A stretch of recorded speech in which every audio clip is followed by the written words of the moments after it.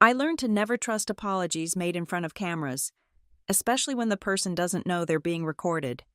That night, he raised his hand in the middle of the congratulatory crowd, and a camera the size of my thumb saw everything.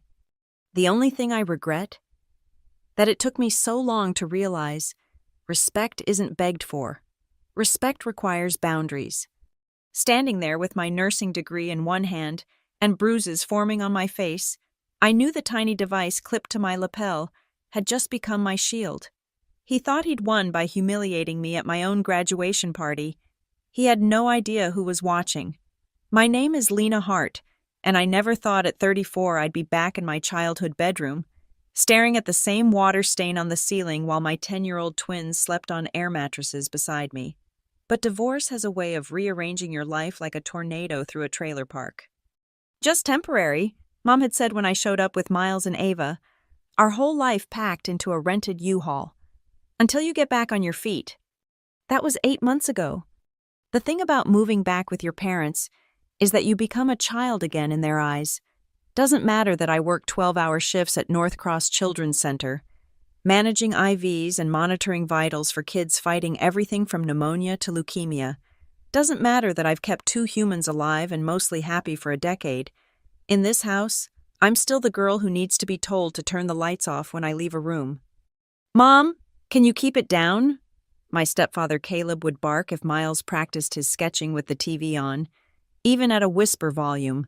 But when my younger brother Jared cranked up ESPN for his buddies during poker night, boys will be boys. The favoritism wasn't subtle. It was a neon sign flashing in my face every damn day. When Jared and his wife Paige had their first baby 3 months after I moved in, the house transformed overnight. My kids' drawings came down from the refrigerator, replaced by ultrasound photos and daycare calendars. The spare room I'd hoped to move the twins into became a nursery shrine. Even the kitchen schedule revolved around baby Hudson's feeding times. "We're all family here," Mom would say, but family apparently had tiers, and mine was firmly at the bottom. I started the RN to BSN program at Riverton Community College, partly to increase my salary, but mostly to have somewhere to go after my shifts where I wasn't made to feel like a burden. 3 nights a week, I'd sit in those fluorescent-lit classrooms, learning about healthcare policy and evidence-based practice, pretending my life wasn't held together with coffee and stubbornness. "Another degree?" Caleb had scoffed when he saw my textbooks. "Didn't the first one teach you to keep a husband?" I bit my tongue so hard it bled, counted to 10, then 20, reminded myself that this was temporary, that every course credit was a step closer to affording our own place again. The unwritten rules of the Rowan household were clear. My kids' noise was intolerable. Baby Hudson's screaming was just what babies do. I paid $400 monthly for our room and board. Jared lived rent-free to save for Hudson's future. The twins' activities were negotiable. Family dinners around Jared's schedule were mandatory. My 12-hour shifts were abandoning my children. Caleb's golf weekends were well-deserved breaks. The refrigerator told the whole story, once covered in Ava's piano recital programs and Miles's comic strips. Now it was a monument to Hudson's every milestone. First smile, first tooth, first time he spit up on Grandpa Caleb, which was somehow adorable, instead of disgusting like when my kids were babies. "It's not forever," I whispered to Miles one night after Caleb complained his sketching pencils were too noisy. "I know, Mom," he said, but his eyes were too old, too understanding for a 10-year-old. That's when I knew I had to do more than just dream about leaving. I had to plan it, execute it, make it real. Every insult became fuel, every eye roll, every dismissive wave of Caleb's hand. Every time Mom chose silence over defending us, it all went into my mental vault labeled, "Remember this when you want to give up." I was building something they couldn't see. With every completed assignment, every clinical hour logged, every point earned toward my BSN, I was constructing our escape route one brick at a time. They thought they knew who I was, the divorced daughter who couldn't make it on her own, the single mom taking up too much space, the family failure camping out in their spare room. They had no idea who I was becoming. The text came while I was checking meds at the nurse's station. Great news. Contractor starting Monday. We'll crash at Mom's for 6 to 8 weeks tops. Already talked to Caleb. He's cool with it. My hands shook as I reread Jared's message. Not, would it be okay? Not, let's discuss this. Just done. Decided. Like I was furniture to be rearranged. When I got home that night, Caleb was already measuring the basement. Perfect solution, he announced without looking up. Kids can camp down here while Jared's family takes your room. Baby needs proper windows. The basement floods when it rains, I said. And Miles has mild asthma. The dampness. Kids are resilient. You coddle them too much. I stared at the man who'd raised his voice when Ava practiced scales for 15 minutes, but thought nothing of displacing us to an unfinished basement that smelled like mildew and broken promises. It's unsafe, I tried again. There's no proper ventilation. The stairs are steep, and… My house, my rules, he straightened up, all 6 feet of contractor muscle and stepfather authority. You don't like it? Door's right there. Mom hovered in the doorway, wringing her hands. Now, Caleb, maybe we could… It's decided. Evelyn, the baby needs a proper nursery environment. Doctor said so.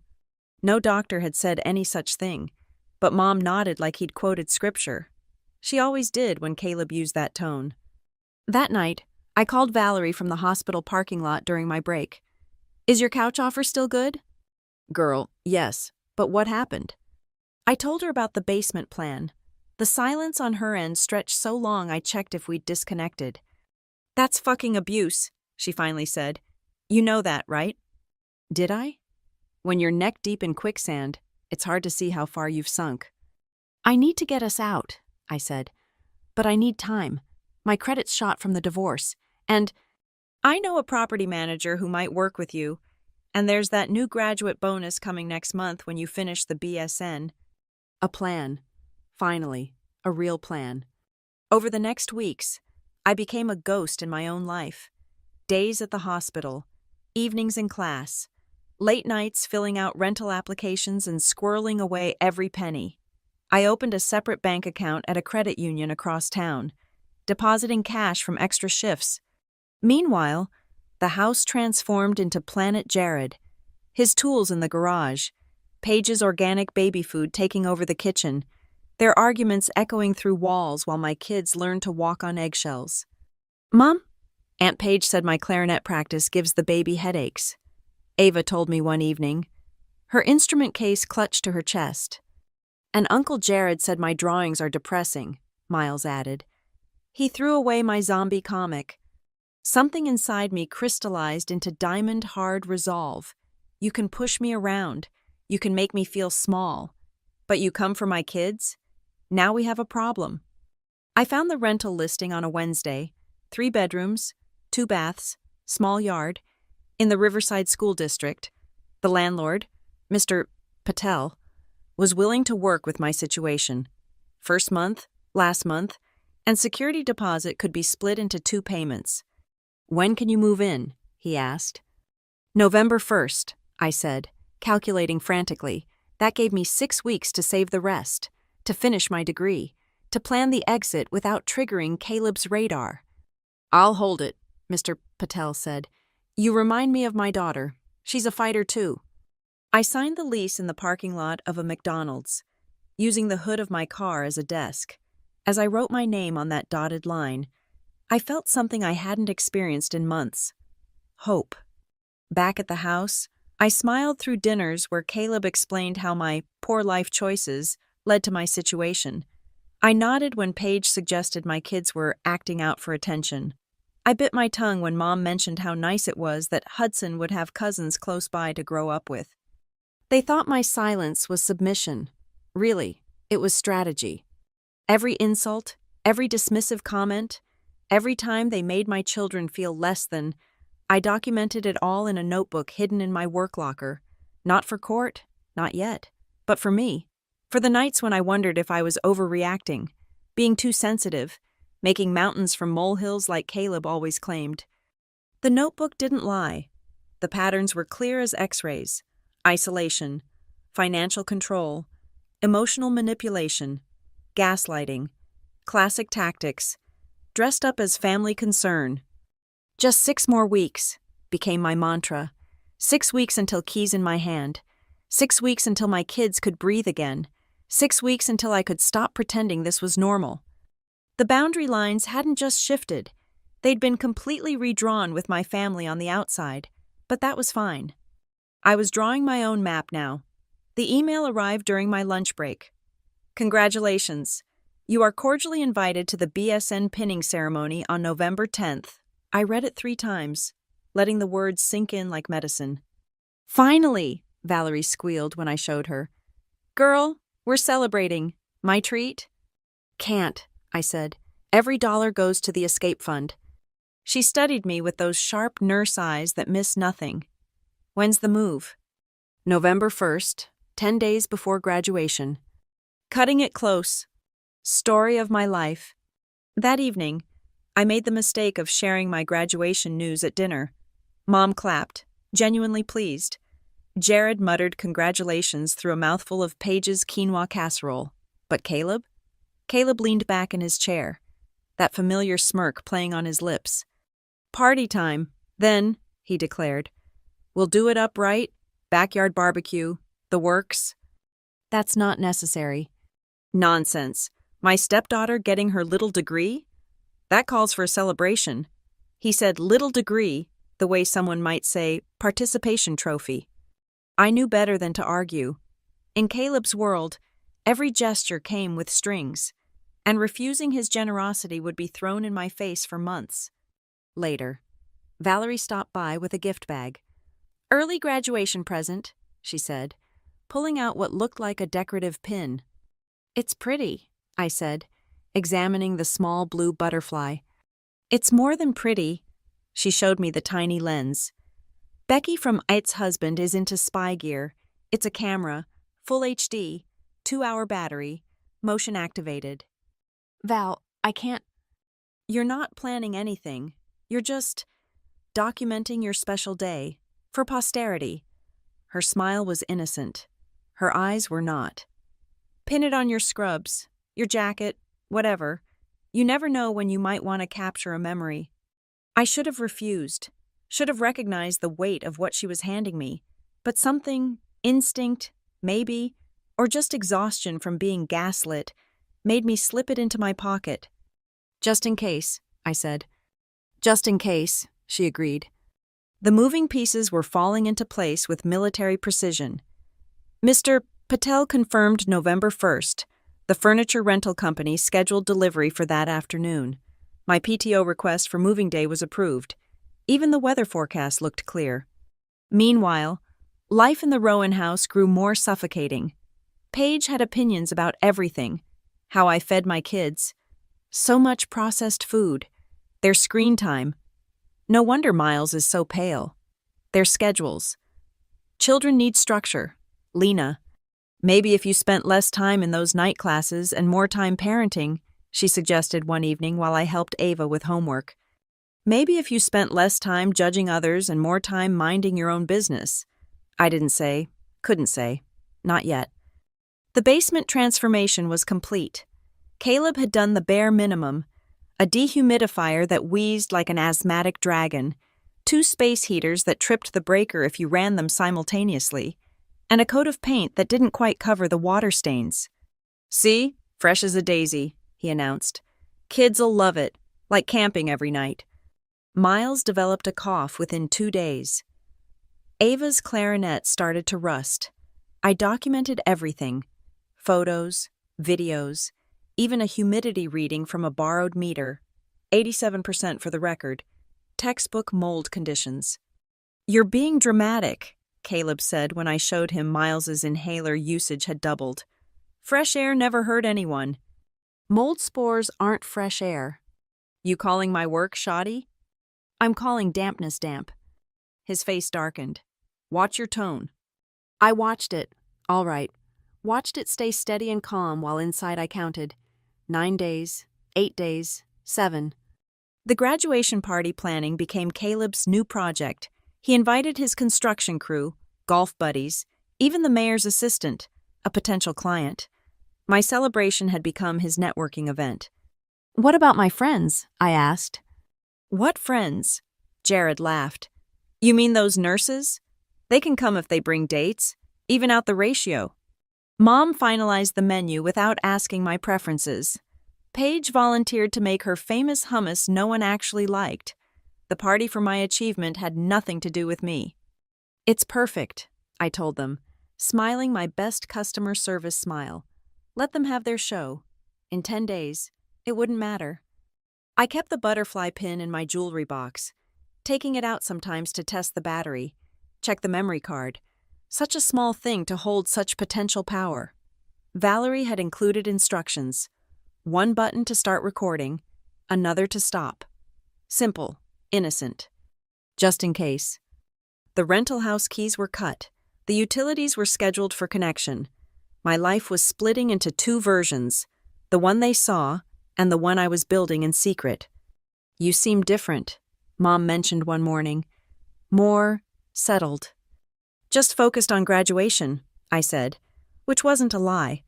Graduation was my finish line, just not the way she thought. 3 days before moving day, I did a final walkthrough of the rental. Sun streamed through windows that weren't painted shut. The bedrooms had actual closets, not just hooks on damp walls. The kitchen was small but clean, with no one else's rules taped to the cabinets. "What do you think?" Miss Patel asked.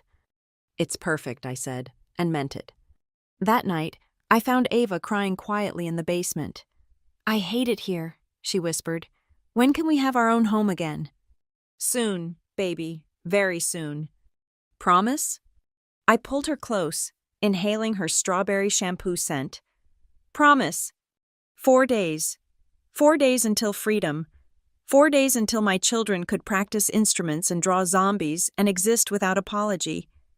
4 days until I stopped being a disappointment in my stepfather's house and started being a success in my own." I clipped the butterfly pin to my graduation outfit, practicing in the mirror. Such a small thing. Such an innocent accessory. Just in case, the backyard glowed with string lights that would have been magical if they weren't illuminating my humiliation. Caleb had outdone himself. Catered barbecue, open bar, even a banner reading "Congratulations, Lena," in letters small enough to be missed. I'd pinned the butterfly to my blazer at the last minute, Valerie's words echoing. "For posterity." The weight of it felt like armor. "There's our graduate," Caleb boomed as guests arrived, already 3 beers deep. His construction crew treated the party like a company picnic, their wives eyeing me with the particular pity reserved for women who'd failed at marriage.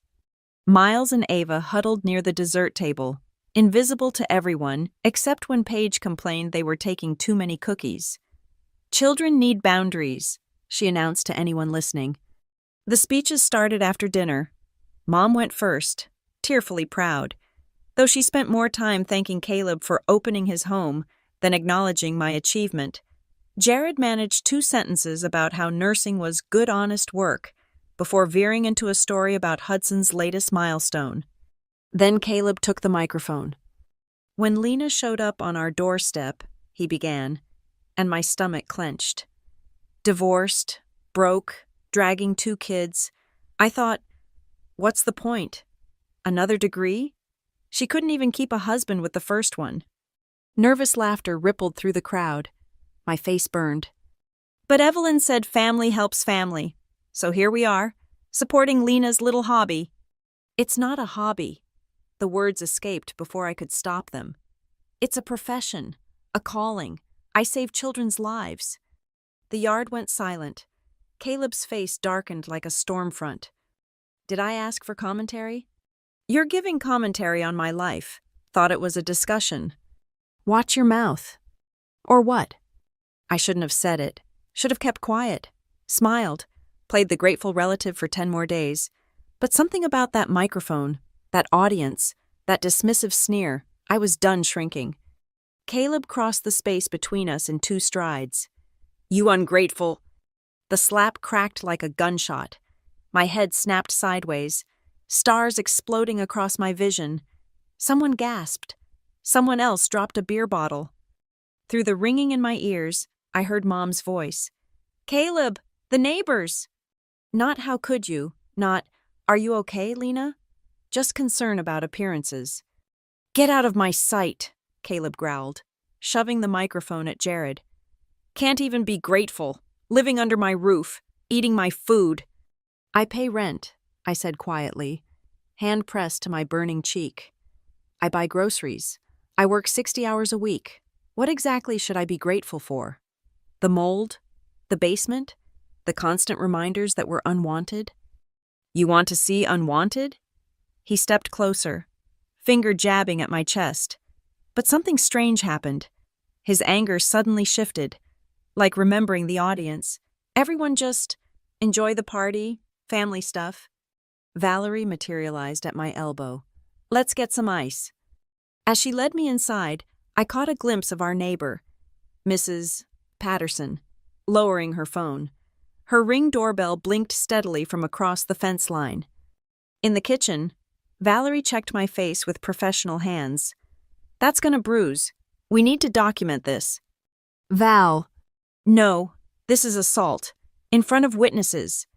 She positioned me under the light, taking photos with her phone. "That piece of shit just gave you everything you need." Through the window, I watched Caleb working the crowd, laughing too loud, refilling drinks, playing the gracious host. Mom fluttered around him, smoothing over the incident with promises of dessert. "The camera," I whispered. Valerie's eyes widened. "Holy shit, did it?" I touched the butterfly pin. Still there, still recording. "We need to leave," she said. "Now, my car." "My kids." "Text your mom. Emergency at the hospital. Get them later." As we gathered my things, Jared cornered me by the door. "You always do this," he hissed. "Make everything about you. It's Hudson's first autumn. Paige is stressed. And you're starting drama at family events." He hit me. "You provoked him. You always provoke him. Maybe if you showed some respect. Maybe if he showed some humanity." Jared's face twisted. 6 years he's put up with your attitude. Most stepfathers would have kicked you out day one. Most stepfathers don't assault their adult stepdaughters at graduation parties. Assault? God, you're dramatic. It was a corrective tap. A corrective tap, like I was a malfunctioning appliance. In the car, Valerie drove straight to the ER. "We're getting this documented properly. Every bruise, every mark." "It's just a slap." "It's battery, and we have it on camera." She glanced at the butterfly pin. "Plus whatever Mrs. Patterson caught, plus my phone video from inside." "You were recording?" The moment he took that mic, I hit record. Something in his tone. She shook her head. 20 years of nursing. You develop radar for abusive assholes." The ER was quiet for a Saturday. The triage nurse took one look at my face and fast-tracked us through photos, forms, ice packs, a social worker who spoke in gentle tones about resources and options. "I'm moving out in 4 days," I told her. "Already have a place." "Good," she said. "But this changes things. You need protection, legal documentation. Have you considered filing a report?" 2 hours ago, I would have said no, would have worried about family drama. Mom's tears, Caleb's rage, but sitting under those fluorescent lights, holding an ice pack to my face while my graduation party continued without me, something crystallized. "Yes," I said. "I want to file a report." The officer who came was young, thorough, kind. She took my statement, collected the nurse's documentation, wrote down witness information. When I mentioned the videos, her eyes sharpened. "Multiple angles. That's excellent evidence, ma'am." Valerie helped me download the butterfly cam footage in her car. We watched it together on her phone. Caleb's approach, the slap, the shove, all in perfect HD clarity. Even captured the audio of Mom worrying about neighbors instead of her daughter. "It's textbook," the officer said after viewing it. "Clear assault? With priors?" "No priors. He's careful, usually." "Well, he wasn't careful tonight." By the time we finished at the station, it was past midnight. Valerie drove me to her apartment. "You're not going back there tonight. My kids are asleep, safe. You get them tomorrow, with police escort if needed." I sat on her couch, still in my graduation outfit, butterfly pin weighing heavy on my lapel. My phone buzzed with texts.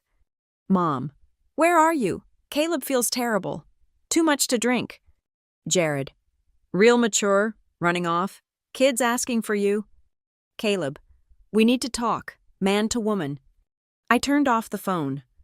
"You did the right thing," Valerie said, handing me tea. Did I really?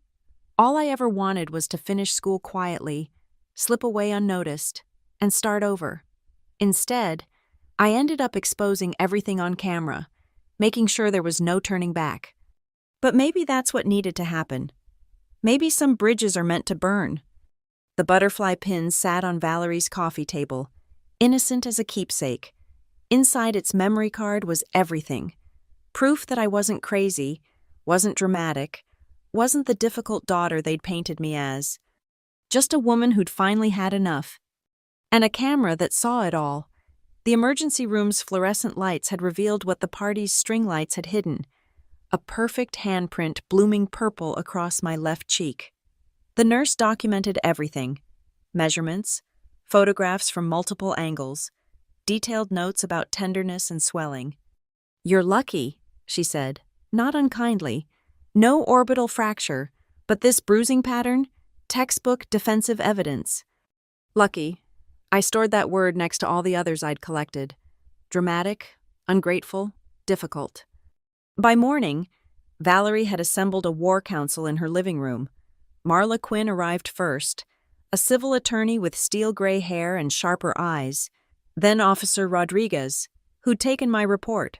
Finally, a victim's advocate named Derek, who specialized in family violence cases.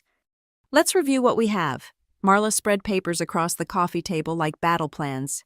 "Video from your camera showing clear assault, your friend's phone footage, the neighbor's Ring doorbell." "Mrs. Patterson already sent the file," Officer Rodriguez confirmed. "Shows the entire interaction from a different angle, audio's crystal clear. Medical documentation from last night, witness statements from 3-party guests who've already come forward." Derek checked his tablet. "This is one of the strongest cases I've seen." "But it's family," I said, the word tasting like ash. "Assault is assault," Marla's voice was firm. "Family doesn't get a free pass to violence." The emergency protective order was granted within hours.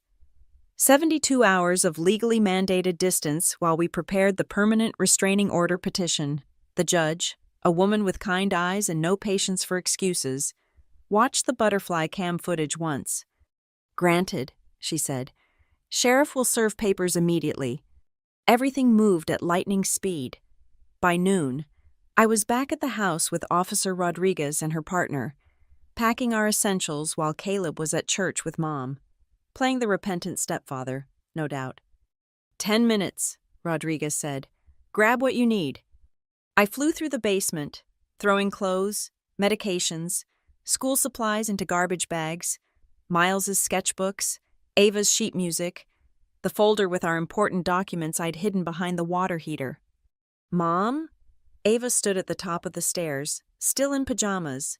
"Are we leaving?" "Yes, baby. Right now. Get your brother." No questions, no protests. Just relief flooding her face as she ran for Miles. We were loading the car when Mom's Mercedes pulled into the driveway. She emerged first, face crumbling when she saw the police cars. Caleb followed, his expression cycling through surprise, rage, then careful blankness when he saw the officers. "Lena, what is this?" Mom's voice pitched high. "We can talk about this. Family doesn't—" "Mr. Rowan?" Officer Rodriguez stepped forward. "I have papers for you." The next part blurred. Caleb's face when he read the protective order, Mom's tears, Jared's truck screeching up, Paige calling me selfish for traumatizing Hudson with police presence, the neighbors watching from windows. "This is overblown," Caleb told the officers, voice reasonable. "Family disagreement, few drinks, emotions running high. You know how women get. Rodriguez's expression didn't change. Sir, you need to maintain distance as specified in the order. That includes no contact through third parties. You're destroying this family, Mom sobbed. Over what? A misunderstanding? I touched my bruised cheek. Misunderstandings don't leave marks, Mom. But criminal charges? Lena, think about his reputation, his business. Did he think about my face when he hit it? The ride to Valerie's was silent except for Miles asking, quietly, Are we safe now? Yes, I said. We're safe. That afternoon, Marla filed the civil suit, medical expenses, lost wages from missed shifts, pain and suffering, punitive damages. He wants to play stupid games? She said. Let him win stupid prizes. The criminal case moved forward simultaneously. The DA's office, reviewing the evidence, upgraded charges from simple assault to assault and battery. The video evidence removed any question of intent or severity. Mr. Rowan's attorney is requesting a meeting, the ADA told me.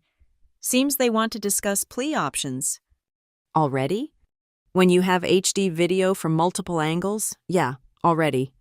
Valerie's apartment became command central.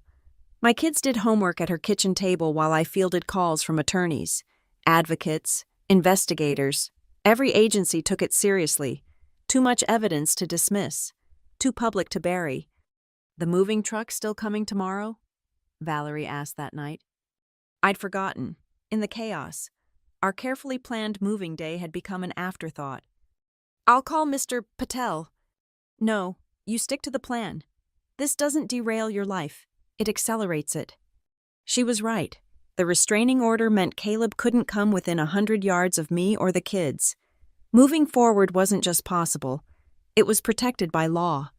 That night, I sat with Miles and Ava on Valerie's couch, finally explaining what came next. We're still moving to our new house, I said. Tuesday, just like planned. But now we don't have to sneak. We can take everything that's ours. What about Grandma? Ava asked. Grandma made her choice. She chose to protect Caleb instead of us. Will we ever see her again? I pulled them close. Maybe, when she's ready to have a relationship without Caleb controlling it, but that's her journey, not ours. Miles looked at his sketch pad, where he'd drawn our new house from memory. 3 bedrooms, a yard, windows that opened. I'm glad he hit you, he said quietly. Miles, not like that. I mean, now everyone knows. Now they can't pretend anymore. My 10-year-old son had articulated what I'd been struggling to understand. The slap hadn't been the beginning of the abuse, just the evidence that made it undeniable. My phone buzzed with another text from Mom. Please reconsider. Caleb's losing contracts. Is that what you want? I thought about all the times I'd stayed quiet, all the insults swallowed, all the moments I'd made myself smaller to keep the peace. Yes, I typed back. That's exactly what I want. Then I blocked her number. Tomorrow we'd sign papers, move forward with prosecution, build our case brick by legal brick. But tonight, my children were safe, eating pizza on Valerie's couch, making plans for their new bedrooms. The bruise on my face would fade, the video would not. And somewhere across town, Caleb Rowan was learning what happened when you hit someone who refused to stay down. Someone who'd been recording, Caleb Rowan had built his reputation on handshake deals and good old boy networks. Harborline Construction wasn't just his company, it was his identity, wrapped in flannel and steel-toed boots, which made the city contract for Riverside Park renovation his crowning achievement. $23 million over 3 years, Marla read from her laptop screen. Biggest public works project in the county, signed 6 months ago. So, standard municipal contracts include morality clauses, Section 47B specifically. She smiled like a shark scenting blood. Any criminal conviction related to violence, fraud, or moral turpitude is grounds for immediate termination. I leaned forward. He hasn't been convicted yet, but arrests trigger review protocols. And with video evidence this clear? She pulled up another document, The city council meets Thursday. Public comment period starts at 7. You want me to speak? I want the truth to speak. Your presence is just punctuation. Derek had been building a different kind of case. Caleb's got a pattern, he said, spreading papers across Valerie's table. No arrests, but there's history. Former secretary filed an EEOC complaint 5 years ago. Settled quietly. Subcontractor accused him of shoving during a payment dispute. Also settled. How do you know this? Public records and some very talkative former employees. Seems your stepfather made enemies who've been waiting for someone to go first. The moving truck came and went without incident. Our new house smelled like fresh paint and possibility. While the kids arranged their rooms, Ava hanging string lights, Miles taping up his rescued sketches, I fielded calls from reporters. No comment became my refrain. Let the video speak. Let the bruises talk. Let the legal filings do their work. But Caleb couldn't stay quiet. His lawyer, some country club buddy, made the rounds claiming family dispute blown out of proportion and ambitious woman seeking payday. They might have gained traction, except Channel 7 got the ring footage. Valerie called Tuesday night. Brace yourself. The news segment was clinical. Local contractor charged with assault following graduation party incident. They pixelated my face but showed the slap in slow motion. The sound echoed through our new living room. Mom? Miles stood in the doorway. You okay?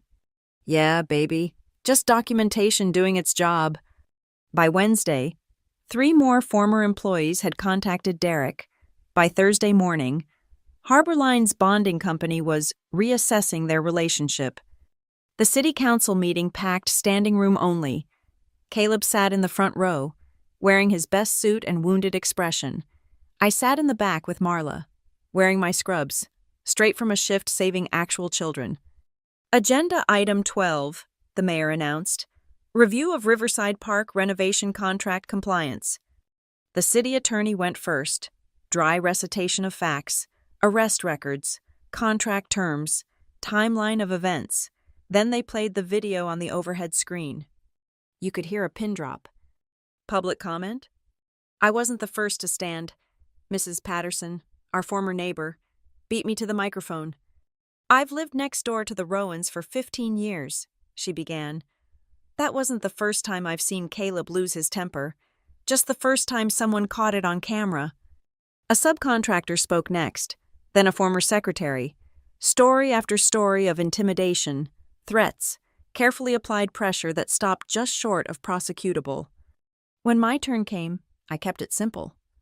I'm a pediatric nurse, I said. I teach children that hitting is wrong, that adults use words, that violence is never the answer.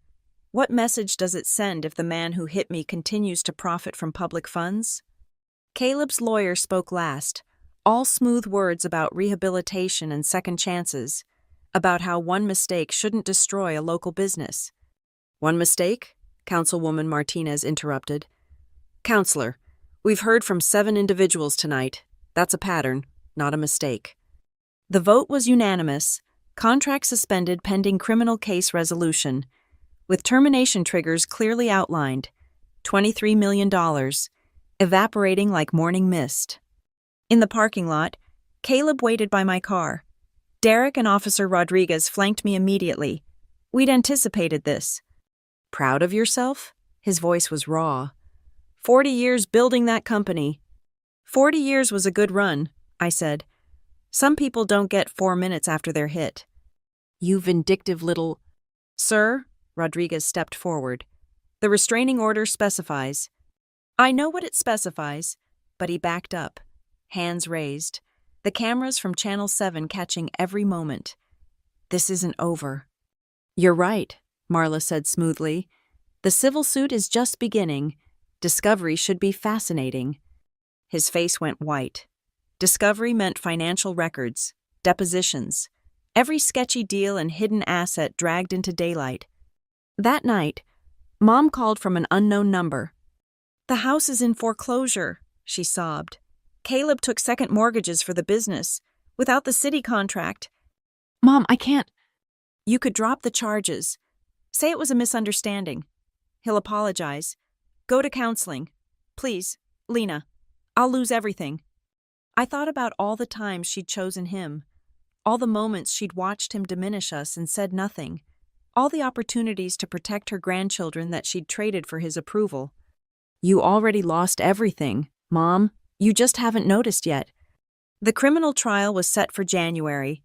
The civil suit would follow. But Caleb's professional world crumbled in real time. Bonding company pulled coverage. Credit lines frozen. Suppliers demanding cash up front. Pride goeth before a fall, Valerie said, watching the local news cover Harbor Line's bankruptcy filing. Price goeth before the fall, Marla corrected. $23 million makes for quite a crater. Miles and Ava were thriving in their new rooms, their new schools, their new life where no one told them they were too loud or too much. The bruise on my face had faded to yellow-green, but the camera footage remained crystal clear. Caleb had built his kingdom on the assumption that power meant never facing consequences, that family secrets stayed secret, that women who needed shelter wouldn't bite the hand that grudgingly fed them. He'd assumed wrong. And the beautiful butterfly pin that caught it all? I had it framed, displayed on my desk next to my BSN diploma, a reminder that sometimes the smallest things carry the most weight. Sometimes all it takes is pressing record. The courthouse smelled like old paper and disappointment. January rain drummed against tall windows as we filed into courtroom 3B. Caleb sat at the defendant's table, looking smaller than I'd ever seen him. 3 months of lost contracts had carved hollows in his cheeks. All rise.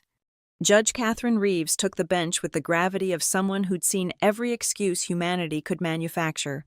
The prosecutor, Ada Sarah Chen, laid out the case with surgical precision.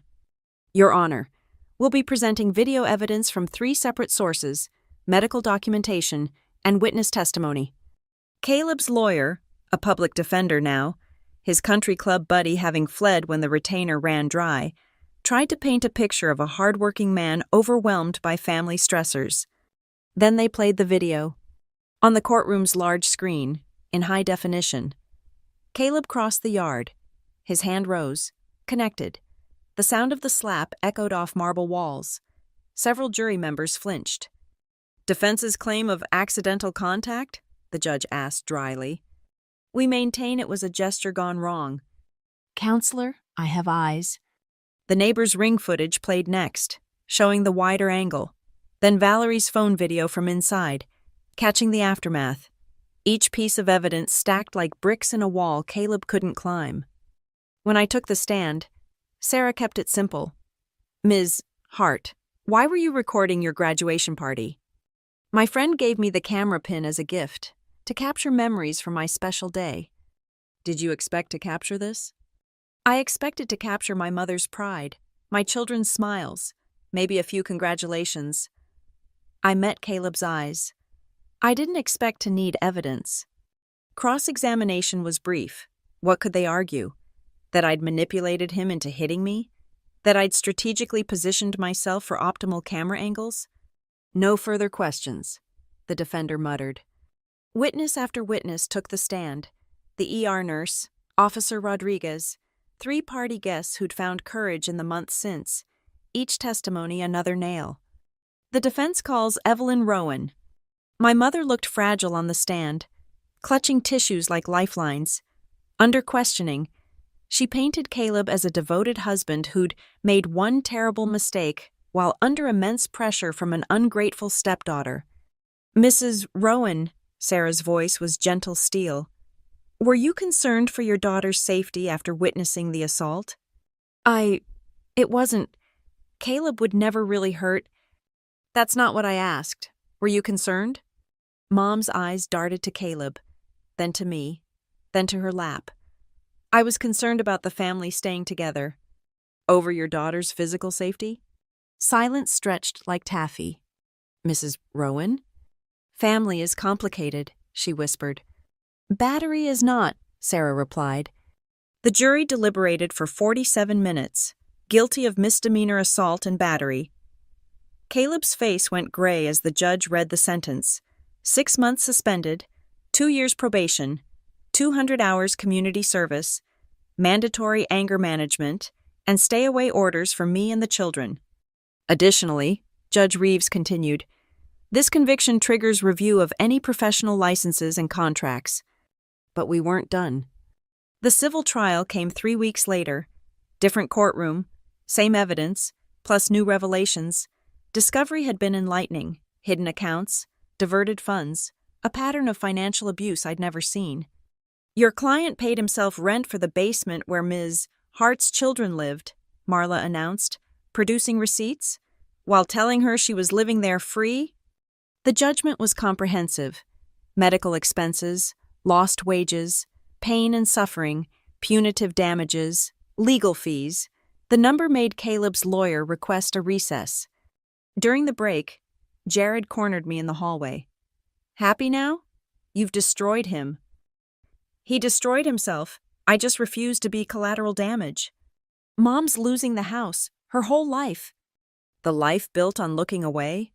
That life? I straightened my shoulders. She chose that house over her grandchildren's safety. Choices have consequences. You're heartless. No, I'm done. There's a difference. The final amount awarded was more than Harborline's remaining assets. Insurance covered some, but Caleb would be paying for years. The check I received 2 months later went straight into college funds and therapy for the kids. The real victory came in smaller moments. Miles joining art club without fear of mockery. Ava playing clarinet in the spring concert without apology. Me graduating with my BSN and getting promoted to charge nurse. No longer shrinking from success. Heard Caleb's working at Home Depot. Valerie mentioned one day, Jared's running what's left of the company. I felt nothing. No satisfaction. No pity. Just the clean emptiness where toxic relationships used to live. Mom reached out once, through a lawyer. Would I consider modifying the restraining order to allow supervised visits with the grandchildren? When she's ready to have a relationship without Caleb, we can talk, I replied. But that means actually leaving him, not just meeting us at McDonald's while he waits in the car. She never responded. The butterfly pin sits in my jewelry box now. Retired from active duty. Sometimes I take it out, remembering that night when everything changed. The night I thought would be my lowest became my turning point. Do you regret it? My therapist asked once. How it all played out. I thought about quiet dinners in our peaceful home. About my children's laughter no longer muted by fear. About waking up without calculating which version of myself would cause the least conflict. I regret it took me so long, I said. I regret my kids saw what they saw. But the rest? The consequences he faced? I smiled, thinking of his hand rising at my graduation party, never knowing 3 cameras caught every second. He wrote that check himself. I just made sure it cleared. The restraining order stands for 5 more years. The civil judgment follows him longer. But in our little house by the hospital, none of that matters anymore. We're free. We're safe. And if anyone raises a hand to us again? Well, I've gotten very good at documentation. The morning we returned to collect our remaining belongings, 6 months after that graduation night, the house looked smaller. Officer Daniels accompanied us. Standard procedure for restraining order property retrieval. Caleb's truck was gone, but Mom's car sat in the driveway like a memorial to choices made. 15 minutes, Daniels reminded me. In and out. Mom answered the door in yesterday's clothes, her face puffy with tears or wine or both. She looked through me like I was a ghost haunting her perfect family narrative. The basement, I said. Just what's left. She stepped aside without words. The house smelled different. Stale coffee and abandonment where once there'd been Paige's organic cooking and baby powder. The refrigerator, I noticed, was covered in foreclosure notices where my children's art once hung. In the basement, water stains had spread like accusations across the walls. Our abandoned furniture huddled in corners, growing mold like the resentment that had lived here. I grabbed photo albums, birth certificates, the jewelry box my grandmother had left me, things too precious to leave but too painful to take that first night. 5 minutes, Daniels called down. I turned to find Mom on the stairs. blocking my path.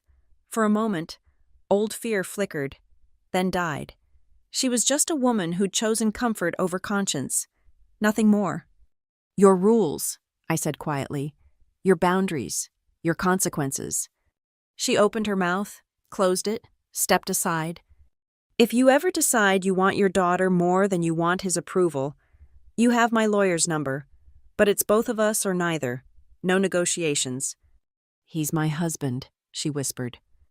And I'm your daughter, anyway. The last thing I took was a small framed photo from the kitchen. Not of us, but of my kids at last year's Christmas. Before everything imploded, in it, they're laughing at something off camera, unguarded and genuine. I'd forgotten we'd ever been happy in this house, even briefly. Outside, neighbors pretended not to watch. Mrs. Patterson gave a small wave from her garden. I waved back, grateful still for her camera and courage. All done? Officer Daniels asked. Yes, all done? The drive back to our house felt like crossing from black and white into color. Ava had hung a welcome home banner across the porch. Not because we'd been gone, but because every day now felt like a homecoming. Get everything? Miles asked, looking up from his sketch pad. Everything that mattered. That evening, as I helped Ava with math homework and Miles drew at the kitchen table, my phone buzzed, unknown number, but I recognized the voice immediately. Don't hang up, Jared said quickly. I'm not calling for him, or her. I'm calling because… A long pause. Because you were right. I stepped onto the back porch, watching fireflies dance in our small yard.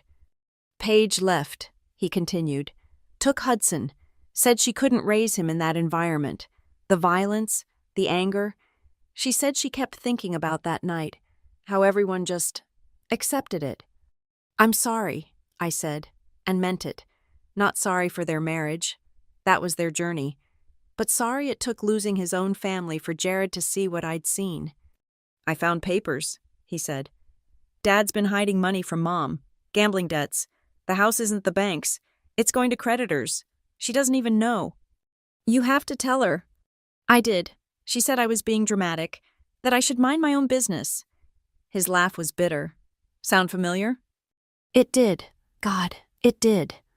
The offer stands, I said. She can have a relationship with us, but only without him. She'll never leave. You know that, right? She'll go down with that ship, blaming everyone but the captain who steered it into the rocks. After we hung up, I sat on the porch until the stars came out. Somewhere across town. My mother was learning what I'd learned, that enabling violence makes you complicit, that choosing an abuser means losing the abused, that some bridges, once burned, leave only ash. But in my kitchen, light spilled warm through windows. Miles was teaching Ava to draw faces, patient with her frustration. The dishwasher hummed, normal sounds of a normal life, earned through extraordinary pain. My phone buzzed again, this time, a text from an unknown number. This is Paige. Could we talk? Woman to woman? I need to know how you got out, how you stayed out, how you kept your kids safe. I typed back, coffee tomorrow? Neutral location. Bring Hudson. My kids would love to see him. Because that's what we do. We extend our hands back to pull the next one up. We share our escape routes. We prove it's possible to choose differently, live differently, love differently. The butterfly pin lives in my jewelry box now, nestled between my grandmother's pearls and my father's class ring. Sometimes I take it out, hold it to the light. Remember, such a small thing to carry such weight, such an innocent gift to become such powerful evidence. But that's how change happens, isn't it? Not in grand gestures or dramatic declarations, in small acts of courage, in pressing record, in refusing to be silent, in walking away even when they call you heartless for having the audacity to protect your heart. My children sleep safely tonight in rooms painted the colors they chose. Tomorrow, I'll work a shift saving other people's children, then come home to mine. No one will tell us we're too loud. No one will make us small. And if they try? Well, I've learned to keep batteries charged, just in case. Because respect isn't begged for. Respect requires boundaries. And sometimes, those boundaries need to be recorded in high definition. Thank you for listening to my story. I'd love to know where you're hearing this. What country? What city? Drop a comment below and let's connect across the miles. If this story resonated with you, please subscribe to hear more and share your own thoughts. Sometimes the most powerful thing we can do is let others know they're not alone. What boundaries have you had to build in your own life?